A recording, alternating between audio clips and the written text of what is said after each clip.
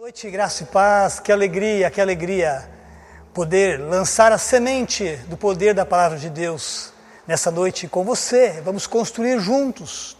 Estamos falando nesses dias acerca da humildade, a importância da humildade.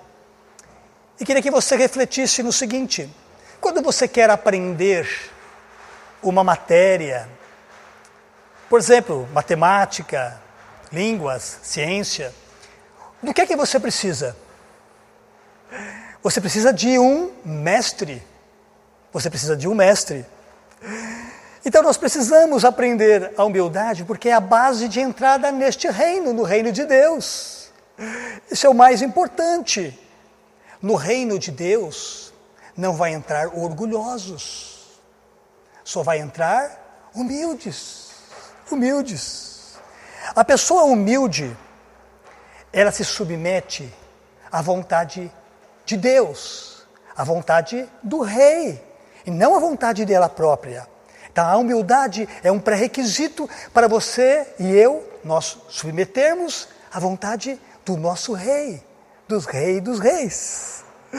Que alegria, então, é aprender a humildade com o mestre. Quem é esse mestre? Quem é o mestre dos mestres, que pode nos ensinar mais uma vez acerca da humildade? O nome dele é Jesus. Repita aí na sua casa, onde você está. Repita: o mestre é Jesus. Jesus. O nome dele é poderoso. Jesus.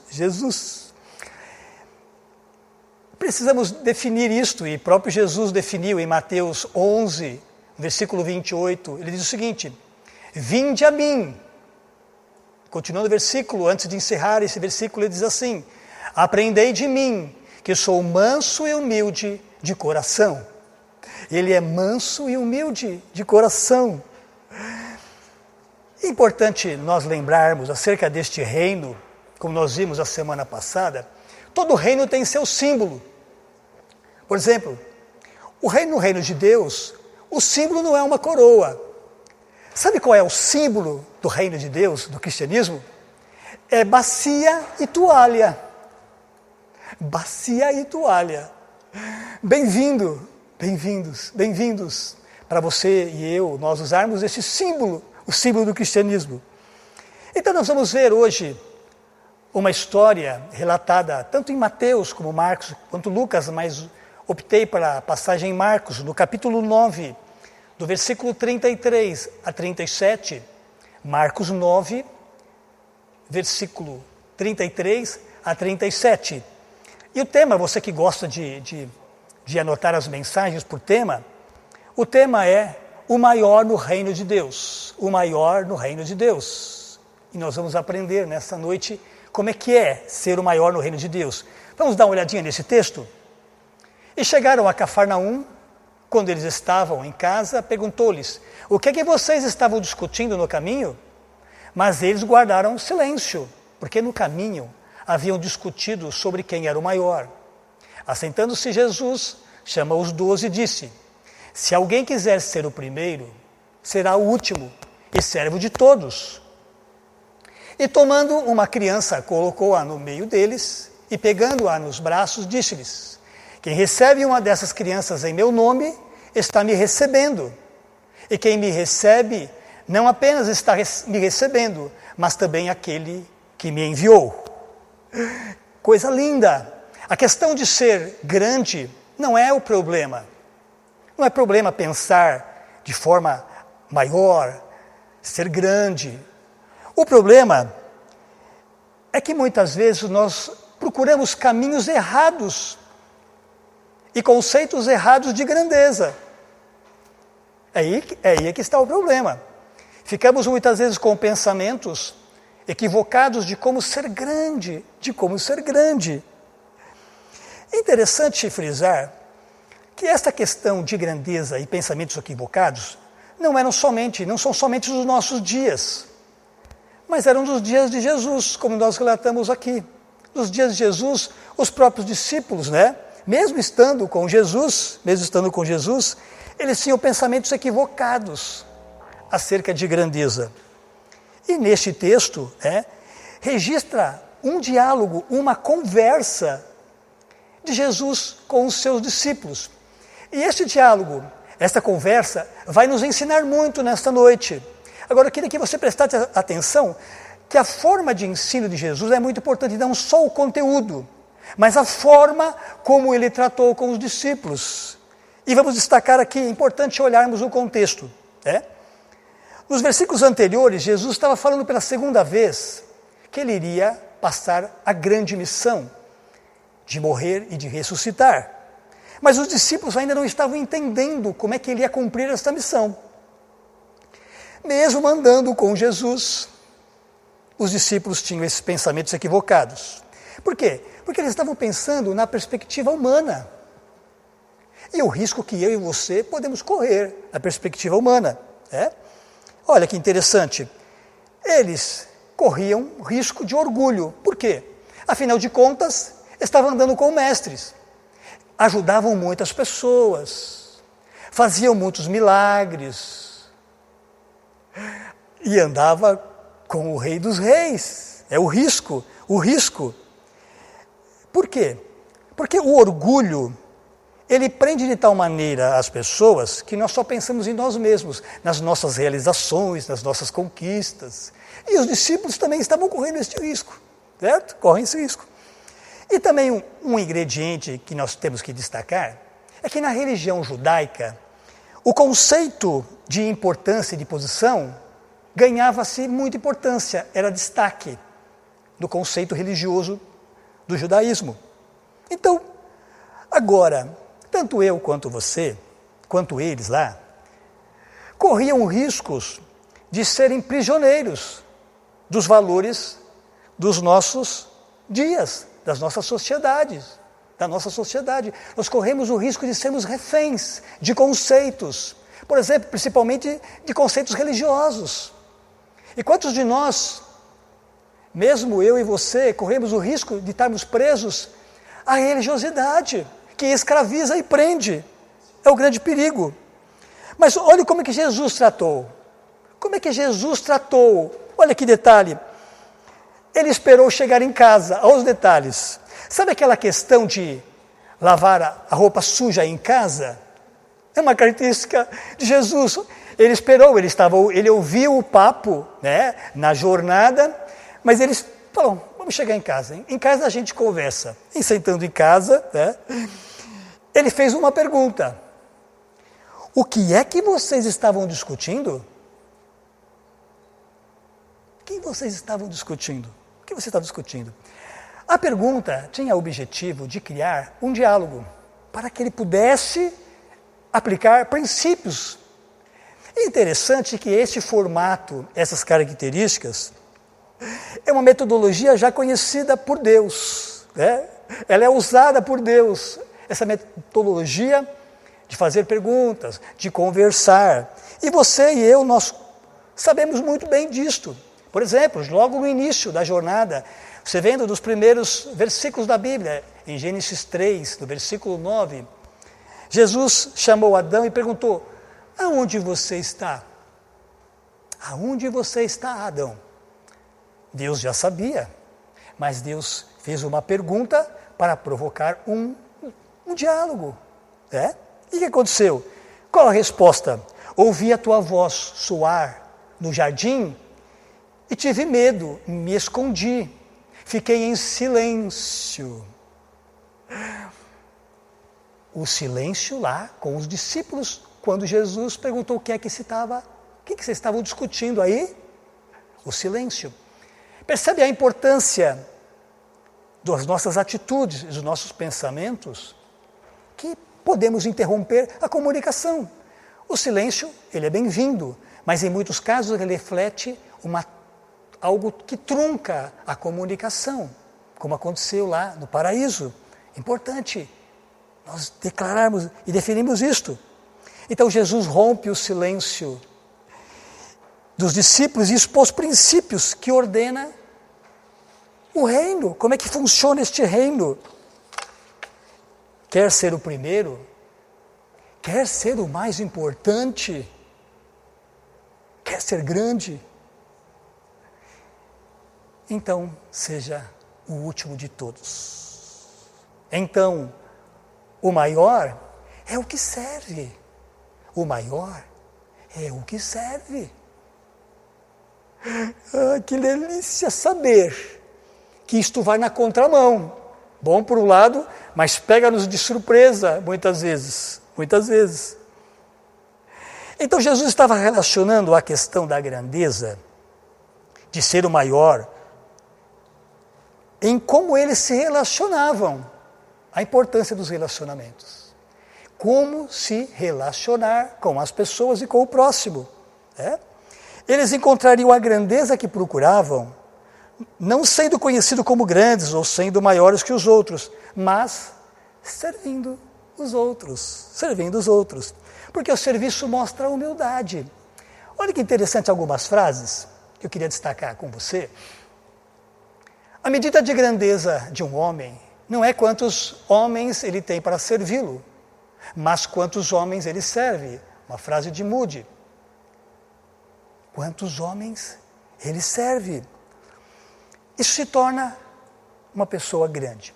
Nesses dias de adversidade, eu também como um profissional, na minha área também passando esta paradeira geral, mas um ato que pratiquei e tenho praticado esses dias, de ligar para algumas pessoas, dando versículos, palavra, motivando, saber como é que está. E também em alguns casos você comprando uma mistura, comprando uma fralda, ajudando num remédio. E um desses dias eu me peguei quase que começando a ficar abatido, por causa de querer atuar profissionalmente e as coisas não estavam acontecendo, mas imediatamente quando sair da casa das pessoas, com máscara, levando alguma coisa para suprir a necessidade, eu me agigantava por dentro, mas com muita alegria, eu me sentia mais forte, eu me sentia que estava sendo engrandecido por dentro. A minha tristeza ou a minha aparente adversidade, ela diminuía, e eu me lembrava dos meus amigos, das pessoas que estavam precisando de ajuda. Gostoso saber disto, alegria saber disto. Uma outra frase que eu queria deixar com você para nós refletirmos: a verdadeira grandeza é medida pelo impacto que causamos na vida das pessoas. Rick Wilkerson, autor, amigo de pecadores. Olha só, causar impacto na vida das pessoas. Esta grandeza é medida pelo impacto que causamos nas vidas das pessoas. Pare para fazer um pit stop na sua reflexão. Vou abordar isso mais para frente, mas a importância de marcarmos as vidas das pessoas. Martin Luther King Jr. disse o seguinte: todo mundo pode ser grande. Por quê? Todo mundo pode servir. Eu e você nos tornamos grandes, e podemos ser grandes, porque nós podemos servir. Que alegria essa perspectiva do reino, Outro texto, queria deixar um texto com você aqui, que é dos mais importantes acerca de Jesus, pois nem mesmo está em Marcos 10, no capítulo seguinte que nós estamos tratando, no versículo 45, pois nem mesmo o Filho do Homem veio para ser servido, mas para servir e dar a sua vida em resgate de muitos. Ele veio para servir a mim e a você. A mim e a você. Para nos resgatar. Que alegria! Ele veio para servir. Ele veio para servir. Quando servimos as pessoas, é Deus quem as salva. É Deus quem as ama. É Deus quem resgata e gera salvação na vida das pessoas. Um passo e uma atitude nossa, um passo e uma atitude minha e sua, faz com que as pessoas sejam salvas por Jesus. Ah, que beleza entendermos desta forma, porque o nosso chamado é um chamado de serviço. Somos chamados para servir, para servir e para apontar o caminho para Jesus. Quando eu e você, nós servirmos, As pessoas olham para nós e vejam quem realmente está dentro de nós e vão desejar ter esta pessoa que é Jesus. Não somos nós, repetindo, não somos nós que salvamos as pessoas, mas nós podemos ser um caminho, uma ponte, como nós cantamos, como os rios nos desertos, como uma ponte, para que as pessoas possam conhecer a pessoa mais humilde que já esteve na face da terra, Jesus Cristo, Jesus Cristo. Então, neste versículo aqui, dentro que nós lemos de Marcos 9, destacando o versículo agora, 36 e 37, ele toma uma criança, Jesus reunido com os discípulos, e aí o que ele faz? Ele toma uma criança, que alegria, que cena linda, dá uma olhada nessa cena, desfrute um pouco, Jesus amando as crianças, é a forma prática de ensinar. Jesus ensina praticando, não é mera teoria, é a prática. Então Jesus pega a criança no colo, e ele coloca e pega nos seus braços, e ele diz: quem recebe esta criança em meu nome, está me recebendo, e quem me recebe, recebe ao Pai que me enviou. Olha que coisa simples e maravilhosa. Receber uma criança, recebemos Jesus. Recebemos Jesus, recebemos Deus, o Pai. É simples assim? É simples assim.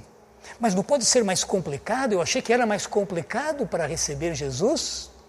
Eu achei que tinha que fazer muitas outras coisas. É óbvio, tem algumas coisas que precisam ser feitas. Mas eu quero dizer para você que é algo simples. Receber os desfavorecidos, as crianças, nos leva a receber Jesus e receber ao Pai, a receber ao Pai. Então Jesus estava dizendo que se quiser ser o maior, se quiser ser grande, teria que receber as crianças e servi-las. Então o que é que podemos aprender com as crianças? O que podemos aprender com as crianças? A Bíblia tem muitas coisas aqui que nós podemos dizer, Por exemplo, dos tais é o reino de Deus, e dos pequeninos extrai-se o verdadeiro louvor. Muitas coisas poderíamos dizer, mas eu destaquei algumas aqui para nós vibrarmos e experimentarmos. E eu quero destacar aqui o contexto em que Jesus usou as crianças. Essa criança. Por que Jesus usou esta criança? Porque as crianças no tempo de Jesus, elas não tinham valor. Elas eram desprezadas. Não é como nos dias de hoje que nós temos o Estatuto da Criança. As crianças eram conhecidas apenas como propriedade dos seus pais. Imagina seu filho apenas ser conhecido como uma propriedade sua. Como nós muitas vezes expressamos o nome de alguém, por exemplo, o filho do pastor César, o filho do pastor Edson Palumbo, o Edson da Narjara. Nós estamos aí definindo uma propriedade. Então, é este contexto que Jesus quis ensinar. Esse foi o contexto. Importante definirmos a palavra receber. Nos textos originais, no grego, o que quer dizer a palavra receber? Quer dizer aceitar, quer dizer abraçar, mostrar hospitalidade. Receber é aceitar, abraçar e mostrar hospitalidade.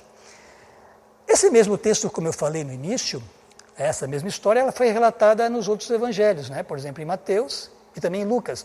Há um versículo que Mateus relatou, no capítulo 18, versículo 4, sobre essa história. Ele diz o seguinte: portanto, aquele que se humilhar e se tornar humilde como esta criança, este é maior no reino de Deus. Aqui está a definição.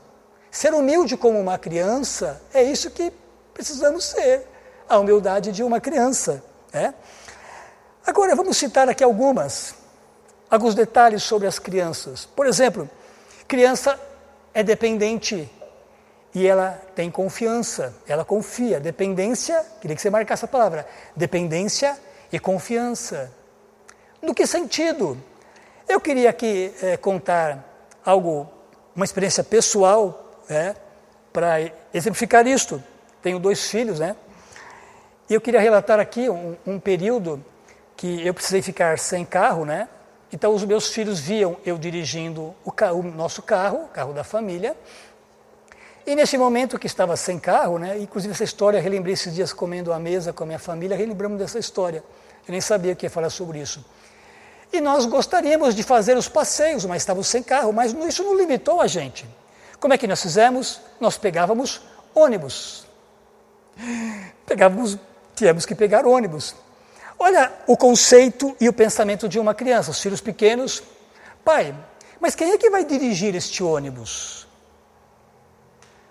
Ô pai, mas eu estou vendo, tem um monte de gente junto, será que todo mundo vai para o mesmo lugar? Pai, não é você que vai dirigir esse negócio aí, que é chamado ônibus? E outra coisa, ele passa a hora que a gente quer? Olha a reflexão de uma criança. Mas o mais importante, eu quero destacar antes de falar esta frase, é que um dos dias que nós estávamos andando de ônibus, teve uma abordagem policial e eles pararam o ônibus que nós estávamos, e assustou um dos meus filhos, Eles ficaram, ainda um policial armado, para revistar o ônibus. É a vida a dia, é o dia a dia da vida, acontece isso, Então, esse policial, coincidentemente, eu conhecia, ele me conhecia. Então, quando ele me viu no ônibus, ele, tudo bem e tal. E eu falei, não, pode revistar. Ele falou, eu vou revistar, então fazer assim, porque estou com o meu comandante aí, não podia. Mas fez assim só, e os filhos ficaram só observando. Mas o que marcou em tudo isto é o que está no texto de Isaías 41:10. Não temas, Isaías 41:10, não temas, porque eu estou com você. Não temas, porque eu estou com você.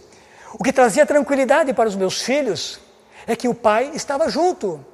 O pai estava presente, independente de quem é que estava dirigindo, aquele monte de pessoas, as adversidades dos policiais, a questão da demora. Era o meu pai, estava junto comigo. Eu dependia do meu pai, mas também eu confiava no meu pai. O meu pai estava junto comigo. E um parênteses aqui, muitas vezes nós estamos desacostumados, de andar de ônibus.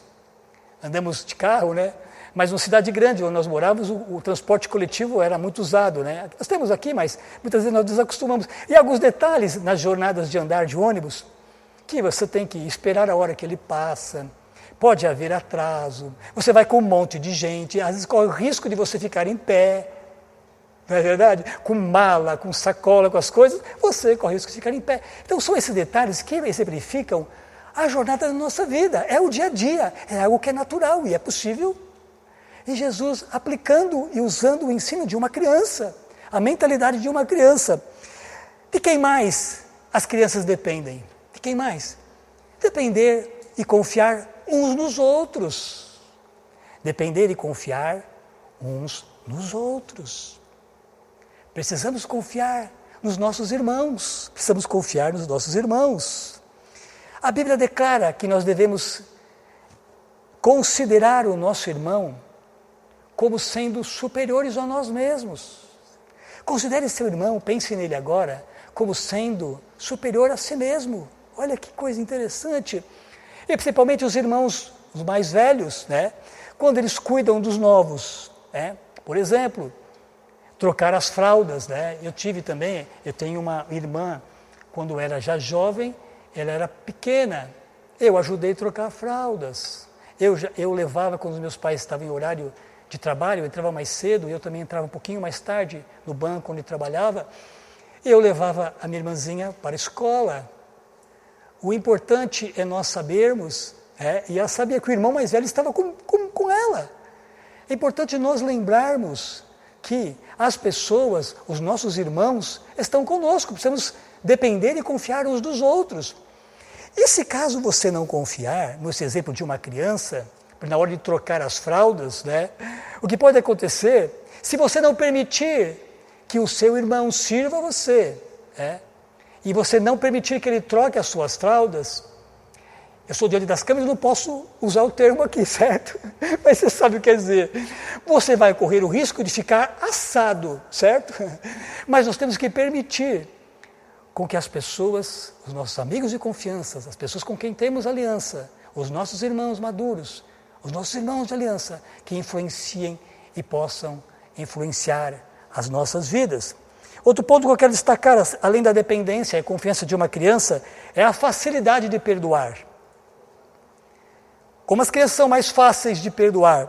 Por exemplo, em Colossenses 3, no capítulo 3, versículo 13, diz o seguinte: suportem e perdoem uns aos outros. Suportem e perdoem uns aos outros. Eu não sei se você está lembrado, vou me dirigir aqui às crianças, quando você está brincando com o seu amigo, e há uma desavença, há uma questão, que não foi bem resolvida, e aí você fala assim, fiquei de mal, Mas rapidamente, o que uma criança faz? Me dá o dedinho e vamos continuar brincando. Oh, que tranquilidade, dá o dedinho e não vamos perder tempo, vamos continuar brincando, vamos continuar desfrutando do nosso tempo. Dá o dedinho e vamos continuar.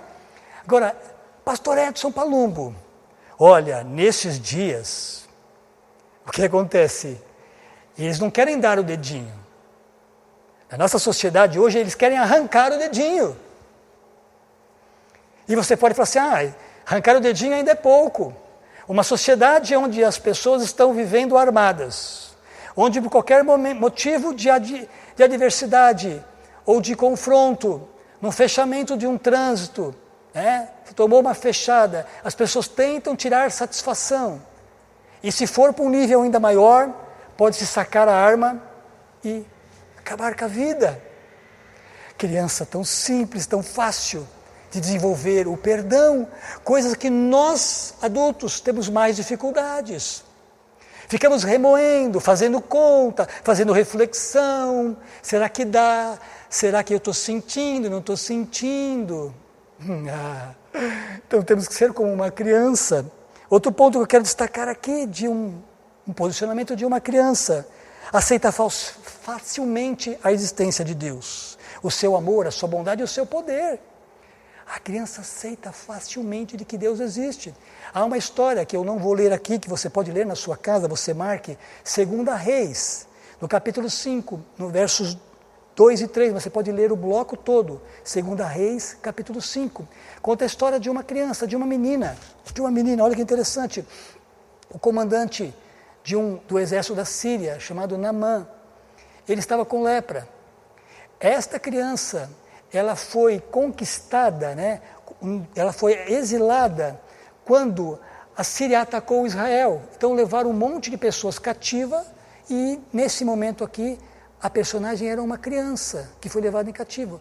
E essa pessoa levada como cativa, como escrava, foi trabalhar na casa de Naamã. E quando essa criança viu que Naamã estava com lepra, ela falou para a esposa, olha, sei que o meu senhor está com lepra, por que ela não procura, porque ele não procura lá em Samaria o profeta para ele ser curado?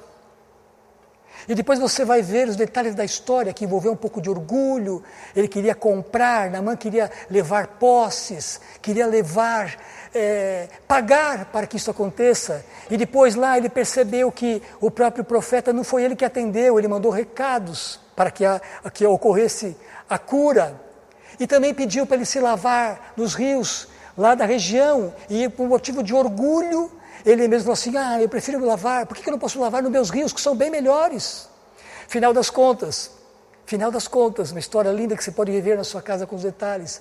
Final das contas, ele acabou se humilhando, reconheceu e foi curado.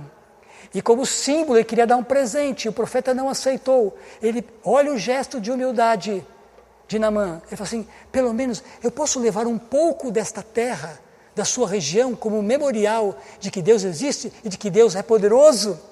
Isso através de uma criança. Pare para pensar, através de uma criança. o poder de Deus sendo manifestado, as pessoas conhecendo o Deus Todo-Poderoso, não com tanta eloquência, com tanto treinamento, não todos respeitando e não menosprezando tudo isso que é importante, mas com o coração. Por quê? Porque ela conhecia a Deus, a importância de conhecer a Deus e propagar as verdades. Aceita facilmente a existência de Deus. Hebreus 11, no versículo 6, na definição de fé, diz o seguinte: sem fé é impossível agradar a Deus. Quem se aproxima de Deus precisa crer que Ele existe. Precisa crer que Ele existe. Precisa crer que Ele existe. Que não é um conto de fadas, não é um processo religioso. Ele é uma pessoa, Ele existe. Ele existe. E que Ele recompensa aquele que o busca. Ele recompensa você que o busca. E também, o último ponto que eu quero destacar aqui, antes de nós concluirmos, é a inocência de uma criança. A inocência de uma criança, em 1 Coríntios 14, 20, diz assim: com respeito ao mal, à maldade, sejam como crianças, sem malícia. A inocência nesse aspecto, sobre o mal, que sejamos como uma criança. 1 Coríntios, capítulo 14, verso 20. E concluindo aqui, como é que eu posso ter essas qualidades? Como é que eu posso então ter? Como é que eu e você podemos ter essas qualidades? Como é que isso pode acontecer no meu dia a dia, no meu viver diário, na minha casa, no meu trabalho, no meu viver? Como que isso é possível que aconteça? Eu queria aqui colocar uma ilustração para você, uma história, que diz o seguinte: uma equipe de restauradores, trabalhando para restaurar uma obra inestimável e preciosa obra de arte. Ela era muito preciosa. No processo, eles retiraram as camadas de sujeiras acumuladas na obra, equivalente aos nossos pecados, e corrigiram, anteriores tentativas de restauração mal feitas, equivalente ao processo religioso, à religião. Depois de muito trabalho paciente, gracioso e amoroso da equipe, esses restauradores, equivalente ao amor de Deus, a graça do nosso Pai, as cores vivas e originais e a beleza natural da obra são reveladas para todos verem. Assim, do mesmo jeito, com a graça de Deus, com a graça de Jesus, com a ajuda do Espírito Santo, e a ajuda e o serviço mútuo dos irmãos, podemos voltar a ter as belas qualidades que floresciam naturalmente quando éramos criança. Efésios 5:1 diz o seguinte: sejam imitadores como filhos amados, sejam imitadores de Deus. Fomos criados à imagem e semelhança de Deus. Como discípulos, como filhos amados, devemos ser e agir como nosso mestre, como nosso mestre, como nosso mestre. Queria orar com você, queria orar agora com você e por você, para experimentar e você permitir que o grande mestre, o grande restaurador de obras, o Rei dos Reis, o Senhor dos Senhores, atue agora na sua vida. A primeira oração que eu queria fazer é para você que de repente está nos visitando, ou para você que está começando a jornada da vida cristã, ou está há mais tempo, mas não tem a segurança de que você nasceu de novo. Como disse no começo, a humildade é o ingresso para se adentrar neste reino. Então eu queria orar por você, que sabe que está distante, tem no seu coração que você não tem Jesus como seu amigo, como seu Senhor, como seu Rei, que você ainda não está neste reino, que quem está neste reino e quem domina este reino é você mesmo, ou o inimigo de Deus, o inimigo das nossas almas, que está governando, está reinando sobre você. Mas hoje é uma grande oportunidade para você permitir e entregar a sua vida plenamente a Jesus, para Ele mudar o rumo da sua vida, para Ele voltar às cores brilhantes e vibrantes, como Ele projetou no início de tudo. Façamos o homem a nossa imagem e a nossa semelhança. A grande oportunidade hoje, eu queria que você colocasse as mãos no seu coração e orar por você. Pai querido, as pessoas que hoje reconhecem, Pai, que estão distantes de Ti, Pai, que nunca entregaram a vida para Jesus ou somente estavam frequentando um grupo, é Tua graça e Tua bondade que está fazendo a diferença agora e há de fazer a diferença agora em nome do Senhor Jesus. O Senhor te recebe agora, receba a graça, receba a salvação, receba a alegria do Senhor. Ele morreu por você lá na cruz, entregou a vida dele por você. E também quando Ele ressuscitou, Ele incluiu você na morte e na ressurreição. Receba agora em nome do Senhor Jesus, uma nova vida, uma nova esperança, uma nova alegria de saber que você pertence ao Rei dos Reis, ao Senhor dos Senhores. Receba vida em nome do Senhor Jesus. A segunda oração que eu queria fazer com você e por você. E nessa eu queria pedir a liberdade para você de também me incluir nesta oração. Esta é uma oração que todos nós precisamos.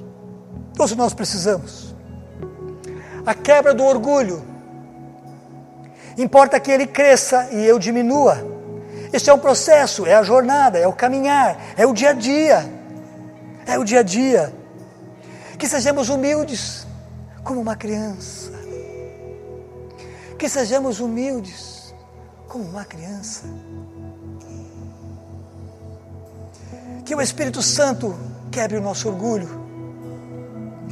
Que sejamos pessoas prontas para ter compaixão, para servir, para receber, para abraçar, para acolher. Muito mais nesses dias precisamos de pessoas assim. O mundo está clamando por pessoas que queiram ser marcadas por algo poderoso. E tanto eu quanto você precisamos desta oração para receber o poder do Espírito Santo atuando em nós, porque não é por força humana, mas é pelo poder do Espírito Santo. Pai querido, reconhecemos, Pai, eu reconheço, todos nós que estamos aqui, Pai, quer a questão do pessoal da mídia, quanto do louvor, Pai, todos nós que estamos participando online, precisamos da Tua graça e da Tua bondade, que o nosso orgulho seja quebrado diariamente, que a nossa dureza de coração seja quebrada e que o Teu Espírito Santo vá removendo as tranqueiras que ainda pairam no nosso coração, pensamentos equivocados, conceitos errados, em nome do Senhor Jesus. Que venha um senso de compaixão dados pelo Teu Espírito Santo, para abraçar, para acolher, para fazermos a diferença, para marcarmos as vidas das pessoas. Na cidade em que encontramos, na cidade que cada um se encontra, há pessoas que em nome do Senhor Jesus vão receber agora o reflexo do nosso posicionamento. Pai querido, sobre cada um de nós venha este mover, venha este senso dado pelo Teu Espírito Santo, para sermos transformados,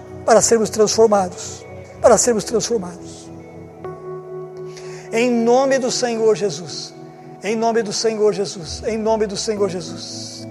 Antes de nós irmos para os pedidos de oração aqui, eu queria fazer um convite para você. Queria, se assim com todo respeito, dar uma lição de casa. Como é que nós vamos aplicar o que nós ouvimos? O que é que vamos fazer com este cuidado do nosso Pai e com os ensinos do Mestre? Vamos armazenar o conhecimento? Vamos arquivar o conhecimento na nossa biblioteca? Nos nossos arquivos, nos nossos folders? Ou o desejo nosso é de praticarmos? Queria junto com você, e eu também participar. Seja maior, seja o grande aquele que serve. Profetizo esta grandeza sobre a sua vida. Profetizo essa grandeza sobre a sua vida, sobre o seu dia a dia. Seja um gigante, seja um gigante, amando e servindo as pessoas. Tarefa: impacte as pessoas. Quem você vai escolher para impactar esta semana? A vida de quem você vai querer impactar? Ore, reflita, pense. Talvez um amigo de infância, talvez um ente querido, talvez um colega de trabalho, talvez um vizinho. Leve esse desafio a sério, porque há muitas pessoas que querem ser marcadas. Amamos você,